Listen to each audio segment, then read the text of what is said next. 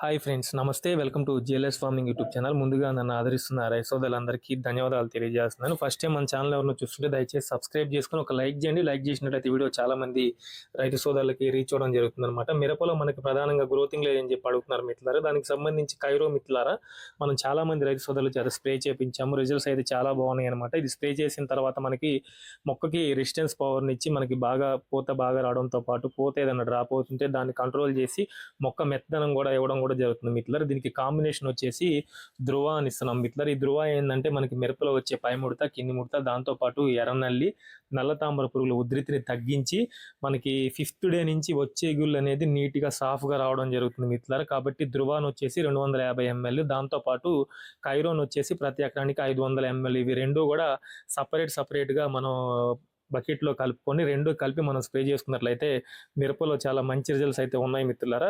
కాబట్టి ప్రతి రైతు కూడా ఈ ధృవాన్ వచ్చేసి ప్రతి ఎకరానికి 250 ml, కైరోన్ వచ్చేసి 500 ml డోస్ని స్ప్రే చేసుకున్నట్లయితే మిరపలో మనకు మంచి గ్రోతింగ్ బాగా రావడంతో పాటు ఎర్రనల్లి, నల్ల తామర పురుగు ఉధృతిని తగ్గించుకొని ఒక క్రాప్ సెట్ చేసుకోవాలనుకున్న రైతులు ఖచ్చితంగా కూడా ఈ టైంలో స్ప్రే చేసినట్లయితే మిరపలో మంచి రిజల్ట్స్ అయితే ఉన్నాయి మిత్రులారా. ఎందుకంటే మనం స్ప్రే చేయించిన రైతుల దగ్గరికి వెళ్ళి వీడియోస్ కూడా ఛానల్లో అప్లోడ్ చేయడం జరిగింది. Thank you very much.